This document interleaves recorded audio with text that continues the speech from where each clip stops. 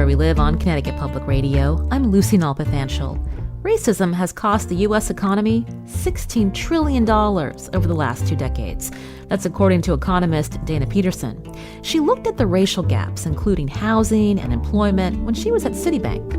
Her report is the focus of a recent panel discussion I moderated for the University of Hartford, Leadership Greater Hartford, and the Connecticut Mirror.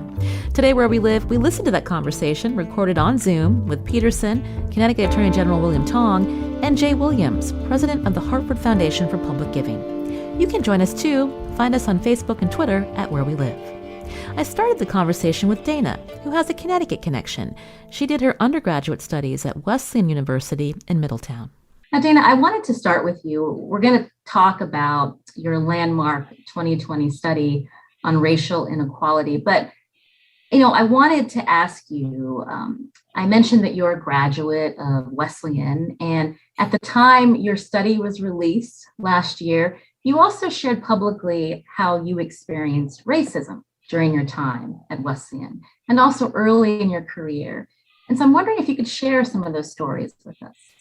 Well, I think certainly I remember sharing that when I was at Citigroup, I didn't put my picture up on my profile for emails because I was concerned about people potentially judging and making, thinking things that weren't necessarily true, just given what I looked like, being a woman, being, African American.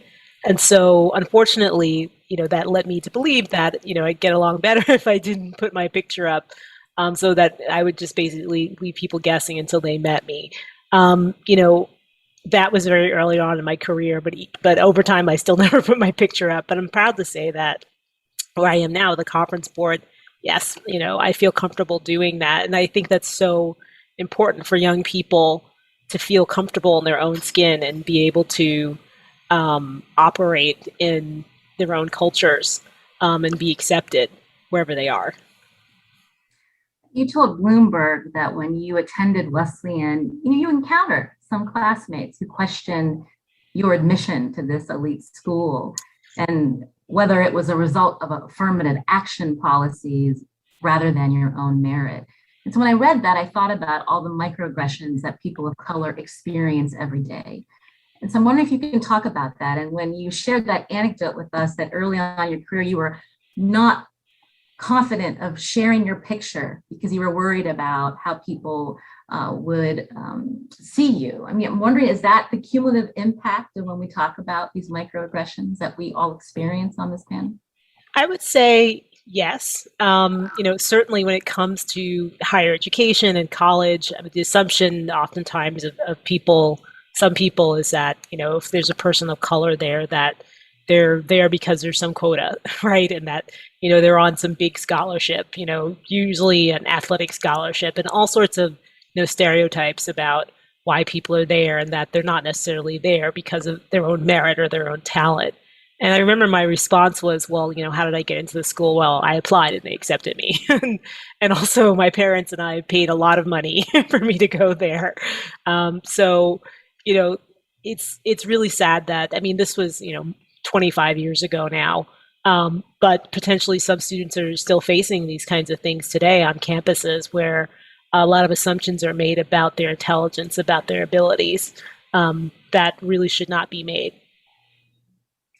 So knowing that, a little bit about your background, again, thank you for sharing that with us. I wanted you to talk about what prompted you to do this study, again, looking at the economic impacts of racism on individuals as well as our society as a whole, thinking to you about your experiences as a Black woman and what the numbers can tell people, right? It's not emotional, but the data is there, and how are we going to approach this?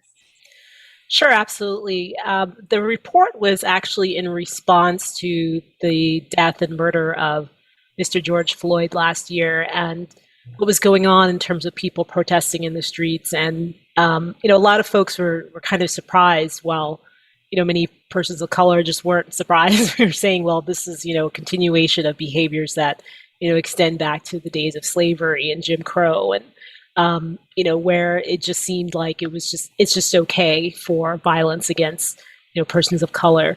And so, being at an investment bank and in the research division, I was also on a diversity committee, and we sat around and we're trying to think about ideas of how do we address this?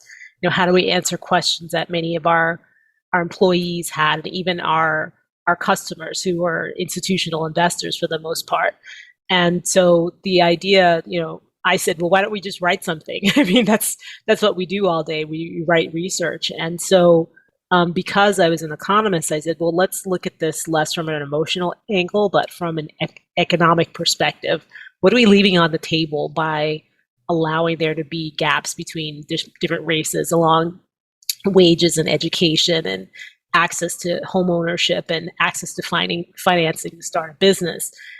These things have their roots from hundreds of years ago here in the Americas, but there's no reason why we can't address them today. And one thing we found was, well, let's look at the data, right? The hard data, and come up with estimates of how much money is being just kind of tossed away because we as a society are allowing gaps to persist. And we came up with a really wild and incredible number.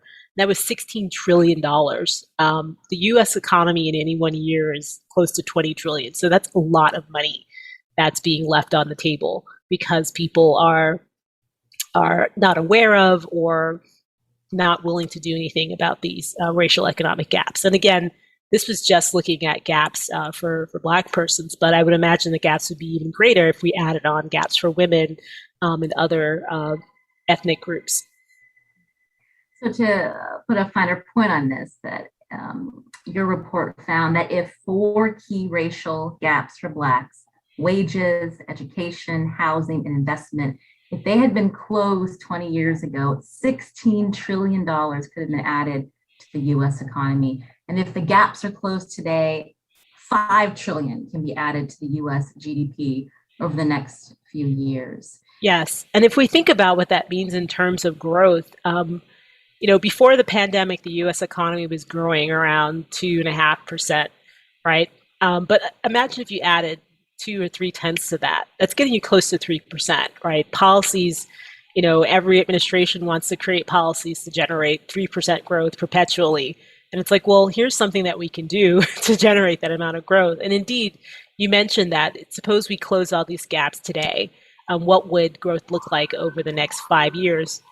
Yes, so it's something along the lines of $5 trillion, and that's like adding a 0.5 percentage point to GDP growth, right? So that's really astounding. That's really strong growth that we're just foregoing by allowing these gaps to persist.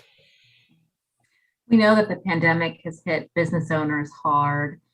We look at the greater toll that Black-owned businesses have experienced. What's holding Black entrepreneurs back when you look at the research that you've done? Well, it's fascinating that 13 trillion of that $16 trillion was due to the fact that you had business revenues that were never created because Black-owned businesses either didn't have access to capital to start the business, or they started the business, and because they didn't have access to financing, they were not able to keep the doors open.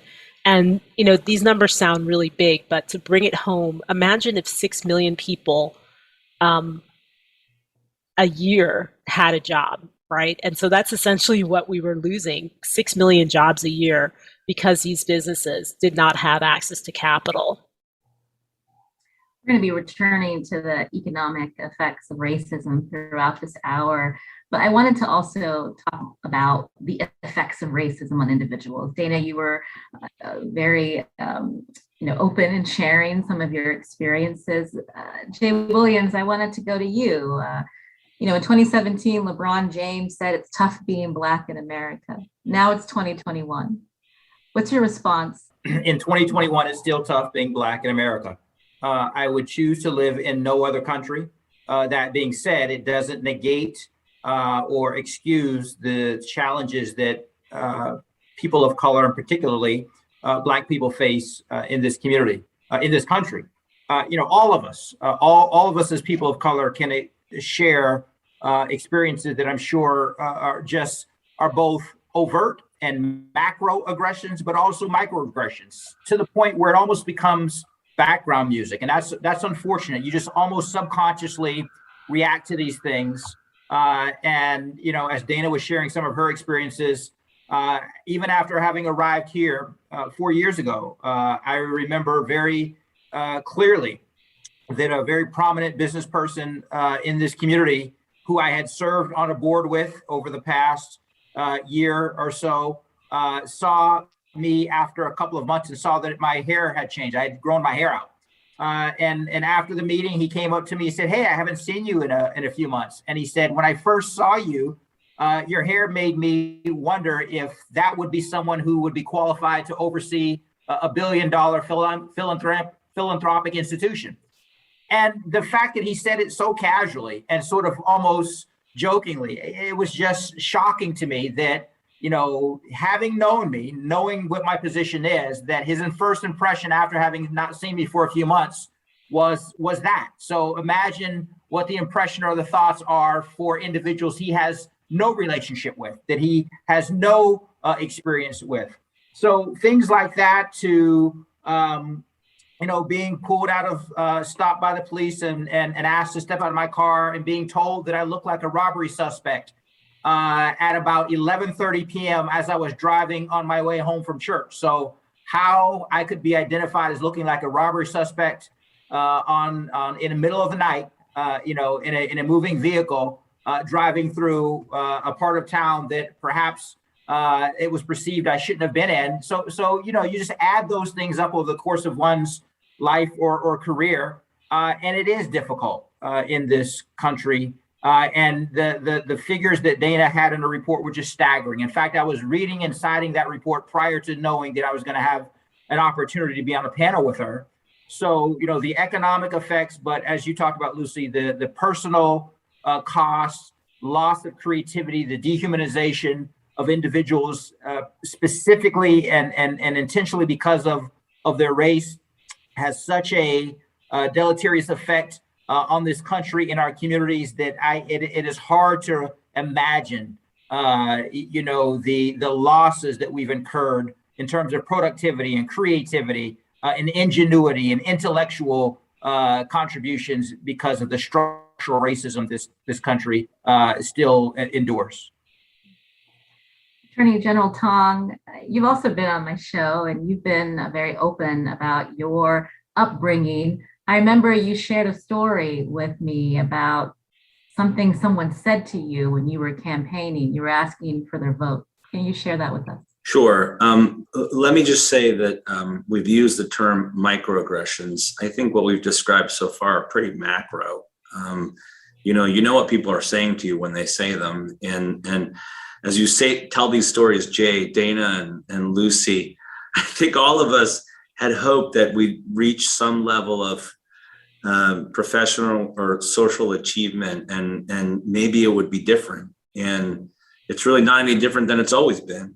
And for me, so on the one hand, we all face the really macro overt aggressions. When I was elected, I was called Kim Jong Tong by an activist on the other side. I'm routinely accused of being a sleeper cell or an agent of the Chinese Communist Party on social media. I've been called a Manchurian AG. Those are all obvious, overt things. And I can tell you, as your Attorney General, I can take it. What's harder, though, is, you're right, when it's more pernicious and insidious and people don't really even understand that they're being overtly and macro racist to you. And so the episode Lucy talked about was, I was running for Attorney General. I think it's fair to say that I was a leading candidate, if not leading candidate. And we have an old style convention here in the state where you got to go and ask delegates, about 1,200 delegates, for their vote at a convention, which I won with 65% of the vote. But I went to this delegate, I spoke to her on the phone.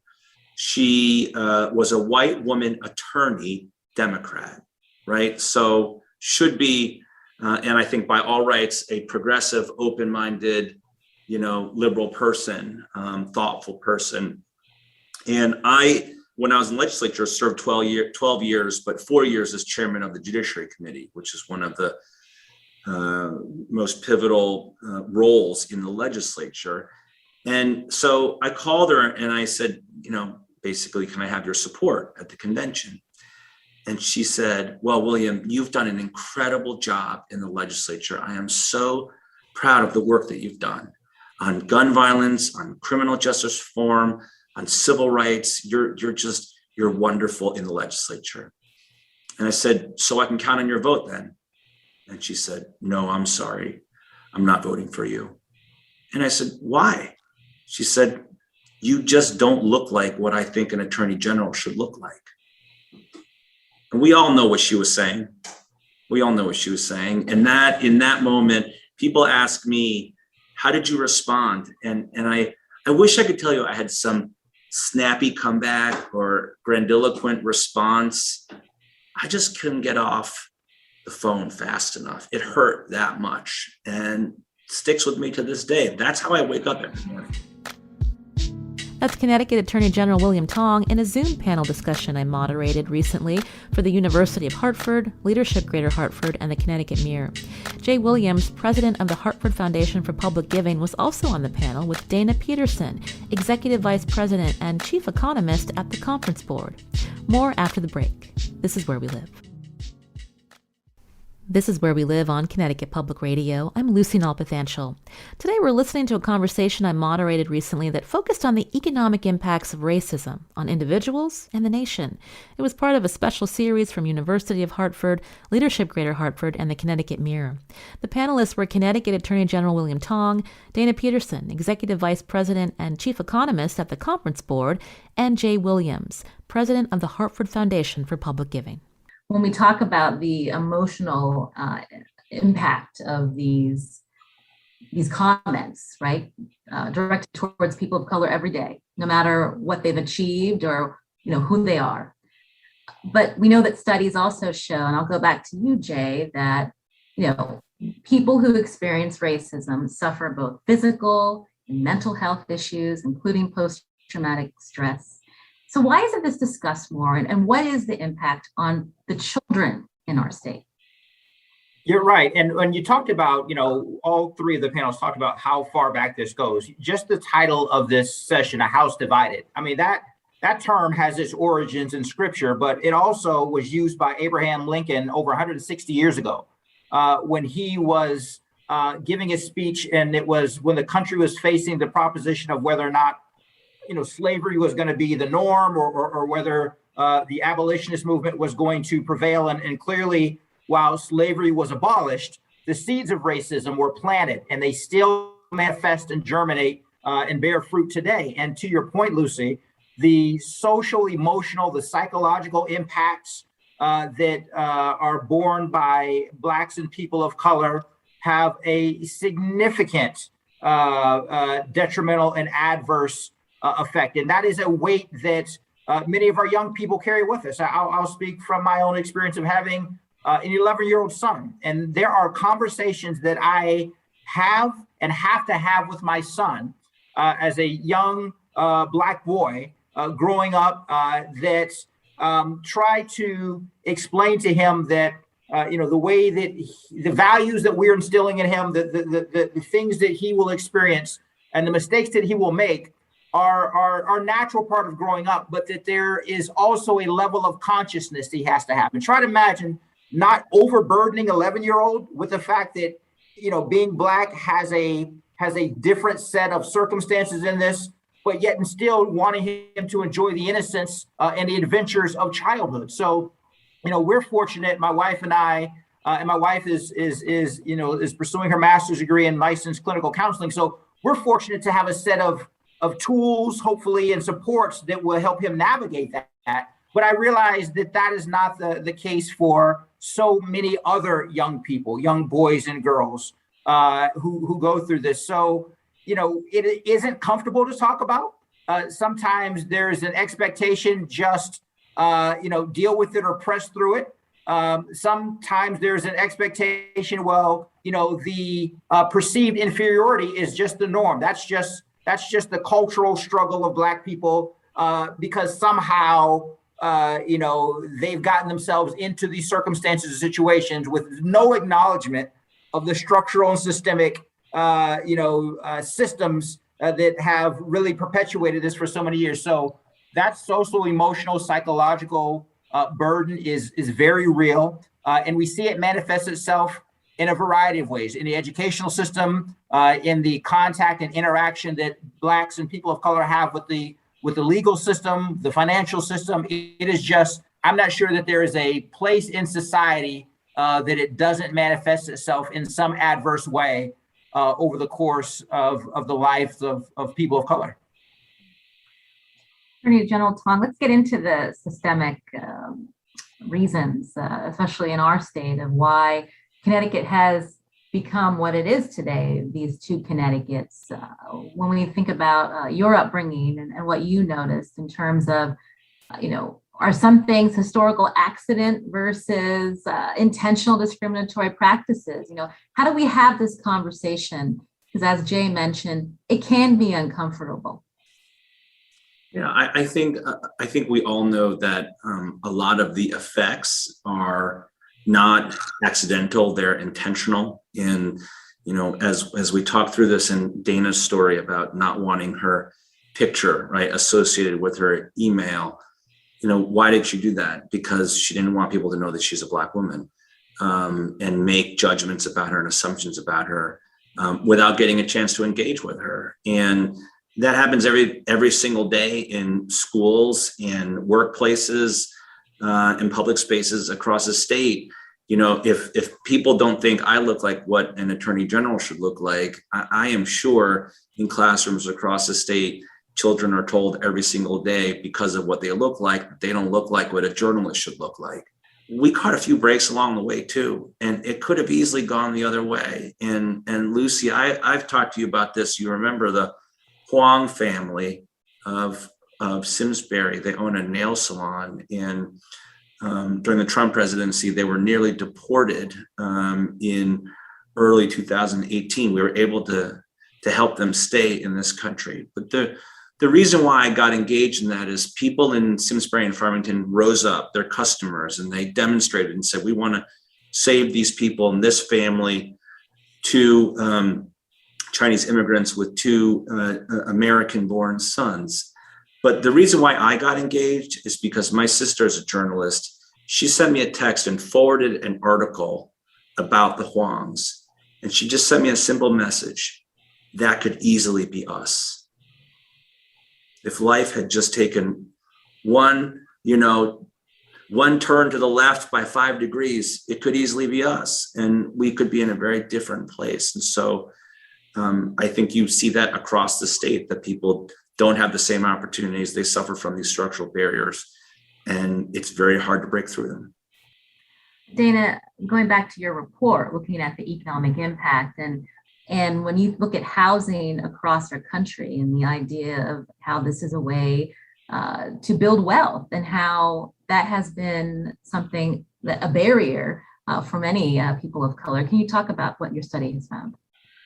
Sure. It's interesting just hearing about actions and activities to restrict zoning to keep communities out. This is not new. I mean, you can go back more than a century, and where you had communities, governments, individuals, and even in the financial sector, all working together, insurers and financiers, all working together to keep neighborhoods looking a certain way, and keeping, communities of color out of neighborhoods. And so while some of those laws may have changed, and insurance companies try not to redline, you still have these actions, right? And it comes through changing zoning. It comes through realtors having codes for certain neighborhoods and steering families to this neighborhood instead of that neighborhood. And these kinds of things are still going on. And even, for example, there was a recent, in the last few years, that one of the big tech companies had like a real estate finding app, and the app was being discriminatory, and the app is not itself discriminatory. It's just reflecting attitudes that of the people who are building it. And so, I mean, none of this is surprising to me. And I think that, what's key is that we have these conversations. For the most part, I haven't really received a ton of pushback about the report. But one key thing that has come up is that people see this as a zero-sum game, right? That if I let so-and-so into my neighborhood, or if someone else, who looks different from I do, gets that job, that it's going to negatively affect me. And we really need to think about growing the pie, right? Especially when you think about the business world. If a company says it's not interested in, making sure that its staffing and its supply chain are more diverse, then they're saying that they're not interested in growing, right? Because if you're not growing, then you do have a zero-sum game. So I think that certainly more conversations and helping people to understand not just the current circumstances, but how we got here, right? And that many of those attitudes may not have changed, and people, their behaviors indicate that they think this is a zero-sum game, and that if anyone else gains, that it's a loss for them. And really, when it comes to society and companies, a lot of times it's about growth. And the paper itself tells us that, if you get rid of these things, which are difficult, as Jay said, but if you work towards it, then everyone benefits. Okay. Lucy, if I can just add, I completely agree with Dana that it is not a zero-sum game, that we need to grow the pie, grow the economy. But I also like to add a little caveat that we do have to acknowledge if there have been systemic and intentional policies and approaches that have allowed individuals or groups of individuals to benefit at the expense of others. When you level the playing field, it does mean that perhaps there are going to be others who can compete more effectively. There are going to be others who are now given opportunities that if you were being unjustly enriched because others were being held back, and you say, now let's have a level playing field and let everybody compete on their own merits and not have artificial barriers, it might mean that someone who was getting, X may get a little less than X, not because the system should now benefit unfairly others, but because there is a level playing field. So I'm all about growing the pie, but I also think it's important to note that a lot of the wealth that has been obtained isn't because a group of people were more ingenious or more intelligent, but if my ancestors or our ancestors didn't have an opportunity to purchase property or to have access to capital to start their businesses, and now they do, then that means that they have an opportunity to participate in that wealth building too. So growing the pie is absolutely the right way to do it, but we also have to acknowledge that some may have less, not because something's being taken from them, but because others are now able to more fairly and equitably compete. Attorney General Tong. Yeah, if I may, I think related to that is the racist and hateful phenomenon of scapegoating. And so I think on the one hand, if you look at it as a zero-sum game, you can sort of rationally say, well, people are being unreasonable, right? They're thinking that there's a zero-sum game, there's a limited pie, and I'm trying to hold other people back because of their race, because they may take from me, and also because I don't like them because of what they look like and who they are. That's one way of looking at it. But there's also another force that's related, which is people may think that their share, their portion of the pie is limited because of somebody else, because of who they are and what they did to them. And there's a lot of blame and scapegoating. And frankly, a lot of that's happening to Asian Americans and Pacific Islanders right now, where people point the finger either economically that people from Asia and particularly China are responsible for taking jobs or economic opportunity or growth away from America and American companies, or just blaming them for the pandemic and calling it the China virus or the Kung flu. So I think related to this zero sum idea is also this scapegoating and how racism is used as a tool and a weapon for people to blame others for their own misfortune or perceived misfortune. I think when we look at what's happening in current events, the talk about, the fear of what leveling the playing field really means, or frankly, understanding our history to understand how we got to this place. I can't help but think of what we're seeing in communities, not only in other red states, but here in Connecticut, in particular towns, where you have parents and others upset about critical race theory, the scapegoating, the blame game. I'm wondering if our panelists can talk about that. Dana or Jay, would you like to start? Dana, you want to start? Sure. I guess the thing is that I'm not an attorney, and so I don't know all the details about, critical race theory, and it was born out of the legal profession. But what I do know is that it's essentially a framework for looking at racism in the United States, and where even, historically, even when there were attempts at redress, it was still from a perspective of, lesser beings, right? So, for example, I think Brown versus the Board of Education, the thought was, well, we should allow integration because it would be good for the Black students to be around the white students. So, as opposed to, these students are all, equal human beings and capable of the same achievements, and both sets are capable of learning. So I think, there's a lot of misunderstanding about what the principle is. What is it? And then, elements in terms of people thinking, well, it's, the first principle is that, we can blame an entire group of people, even people living now, for the sins of the past. And I don't think that's necessarily what the goal is. It's a framework. And I think that, ideally, we should want to learn from our past so that we don't repeat those things. And I mean, there's no arguing from an economic perspective that when the United States was, founded, that the economy was based upon, slavery and indentured servitude. So that's just in the history books, and we shouldn't ignore that, but we should try to learn from that and how we can make sure that those inequities and those things, those tragedies that happen, aren't repeated today in our modern context.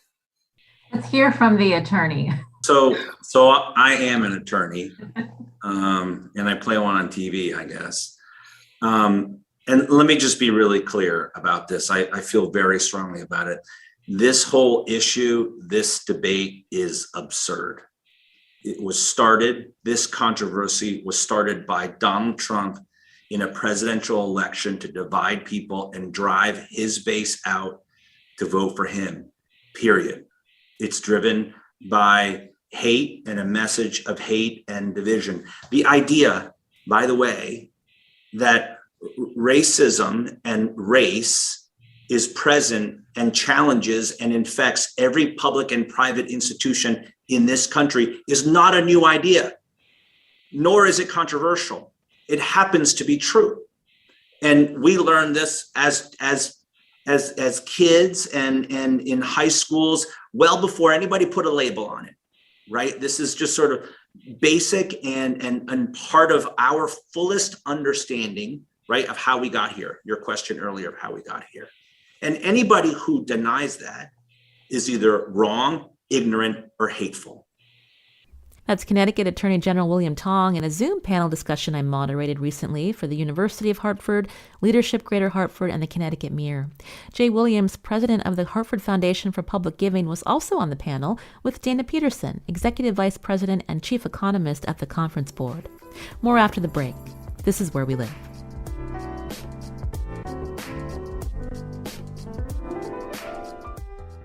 This is Where We Live. I'm Lucy Nalpathanchel. We're listening to a recent conversation I moderated that examines how racism keeps people of color from reaching their potential and how racism negatively affects our economy. The panelists included Connecticut Attorney General William Tong and Dana Peterson, Executive Vice President and Chief Economist at the Conference Board. I asked third panelist Jay Williams, President of Hartford Foundation for Public Giving, about the disparities in our state. Jay, we talked about this whole conversation is about the two Connecticut's and the policies that got us here. And I'm wondering, is this unique to Connecticut? As the former mayor of Youngstown, Ohio, was there two Ohios? There were two Ohios. This is not, because there are two Americas. This is not unique to Connecticut. It is perhaps more pronounced in Connecticut because of the wealth disparities, the level of inequity, the concentration of poverty in a handful of mid-sized cities, whether it be Hartford or New Haven or Bridgeport or Waterbury, versus the rest of the state. So it is by no means unique to Connecticut, but Connecticut is one of the states with the highest degree of inequity and disparity on virtually every measure that you can think of: economic, health, educational, attainment, and otherwise. Dana, I wanted to go back to you to get back to the economy and the impact the racism has on it. When we look at states, including Connecticut, having set-asides or grant programs aimed at helping businesses owned by people of color, by women, do they work? Is there any room for reform? I think there's always room for improvement. I think one great thing out of the tragedies of last year is that many financial firms stepped up and they said, you know what, a lot of the wealth disparity and income disparity lies at our doorstep. I mean, we are the gatekeepers to capital. We in part determine who gets to own a home, to build wealth, that intergenerational wealth that you mentioned. We're the gatekeepers in terms of who has access to capital, traditional forms of capital, banking, and even, thinking about how banks are starting to invest in venture capital firms and partner with them and startups and things like that.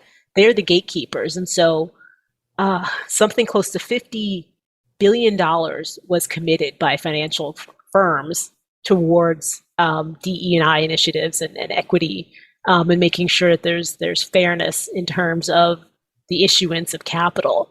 And I think that's just so important. But the first thing many of these financial firms had to do was look inwardly and say to themselves, well, it's one thing to spout a message to the populace, to society, about what we're going to do externally, but what do we look like internally, making sure that we ourselves have the proper initiatives, that we're not doing things to hold people back, from advancing in their careers, from having that mobility, that stretch assignment, getting promoted.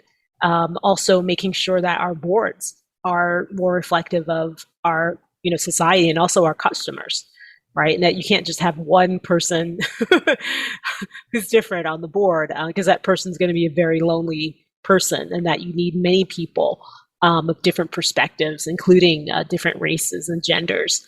And so I think that, this, again, from the tragedies of last year, you've seen this awakening amongst financial firms in particular, that they play a huge role in helping to eradicate some of these gaps, particularly the gaps that are related to wealth.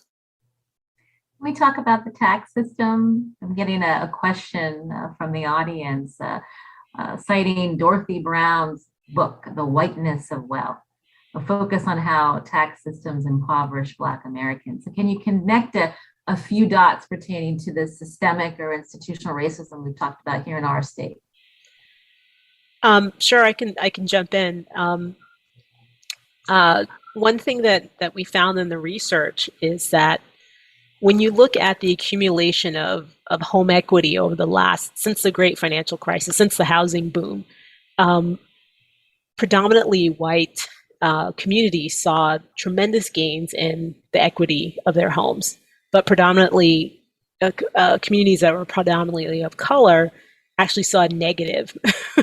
They saw their home values go down, and it's more often than not that these homes are undervalued. And indeed, there was a report by the Federal Reserve Bank of New York that was published this week that indicated that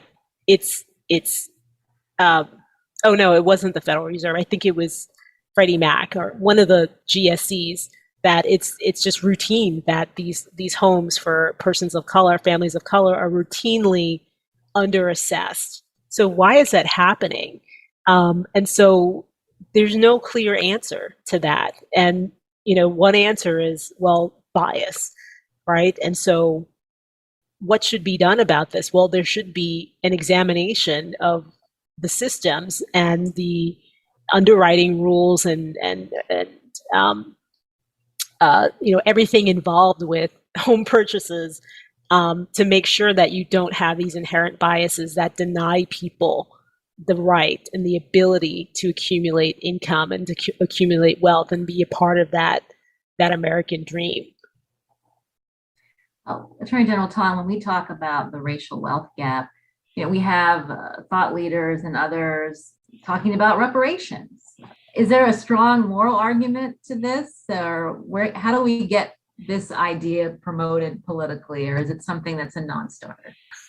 When you say the word reparations, that sets off a lot of reactions from people. To me, it is to me a message about repairing the damage that's been done by structural institutional racism, affirmative overt hate and racism, and what are the most effective means of delivering that repair, right? And on the one hand, people talk about compensation. On the other hand, we're talking about investment in schools, institutional investments in infrastructure in urban communities, transportation, right? One of the things that we were just talking about in terms of the tax system and then relatedly the housing system, I live in Stamford, which many people consider to be the economic engine of our state, one of the most economically successful cities in the Northeast.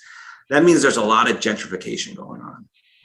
And it's really important that people not get displaced and that we have 10, 20% affordable housing requirements in new developments to keep people not only in the neighborhoods in which they grew up, but make sure that people have access to these new developments and that people don't just get marginalized and pushed into communities that then get systemically undervalued, right, when you buy a house there. So I think all of that is part of the overall question of repair. And I think all of us could come up with a very long list of investments that are underfunded. I'm sure Jay has a list too long to show, in this short hour of all the things that we could invest in that would provide that repair that's so needed in these communities. I do think repair is needed, and I appreciate and I agree with Attorney General Tong in terms of focusing on the word repair. But let's be clear: this country has paid historically reparations. This country has compensated financially aggrieved parties, and history shows reparations were paid to slave owners that were.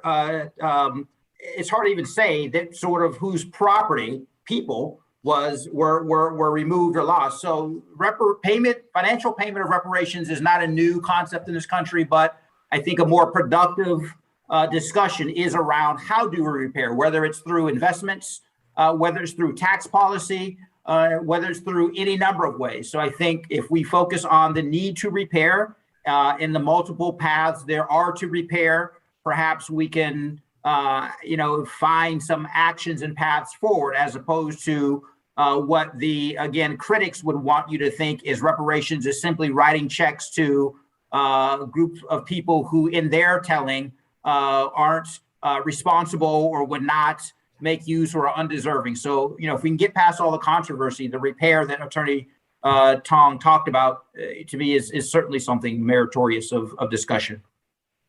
Dana, what's your take? This is a tough topic because, Jay is absolutely right. Historically, there have been instances where parties were repaired and received, land or finances to pay for a loss. The complication is, fast forward to now, where you have people who say, well, those are my ancestors. I wasn't involved in in those things. And then, the argument is, well, some of you are benefiting from things that happened, years ago when, your parents and grandparents were, benefited from the GI Bill. They were allowed to move to the suburbs and buy homes and accumulate wealth. And, someone else's grandparents were not allowed to do that. They were forbidden. So they never were able to make those investments and generate their own forms of wealth. So I think that, certainly the prospect is not foreign, and certainly, the U.S. can do whatever it wants to do and has done reparations for different groups. But I agree with Attorney General Tong that, because the issues are structural, that potentially, just writing checks to individuals is not the best thing to do, right? But investing in ways to, again, eliminate the gaps, right? And make sure that there's a benefit to the broader society as you're benefiting, individuals that, do have an adequate, grievance and claim. And, I just think about, the Tulsa riots, and there's a plaque there that has an estimate of how much money was lost. And I'm not sure if that was in, the 1921 dollars, or if that's cumulative, but either way, it's in the billions, right? And yet those people have never been compensated, right? They've never received any recompense. And so, and if you think about all the businesses that, weren't perpetuated and the families that were destroyed from that, and all the generational wealth that was not created, then an entire town and society. And also, there's a study that shows that people who had knowledge of that event were less likely to invest in housing and businesses because of fear that the same thing would happen to them.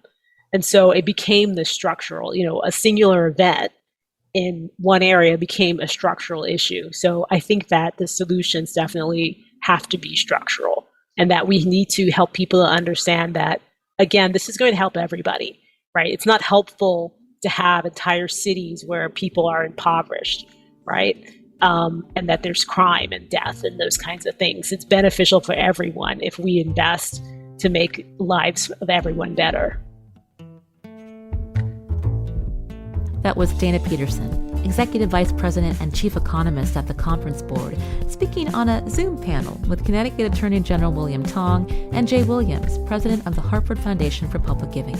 More info about the next conversation in the To Connecticut series is at our website, ctpublic.org/wherewelive. Special thanks to the University of Hartford, Leadership Greater Hartford, and the Connecticut Mirror. I'm Lucy Nalpathanchel.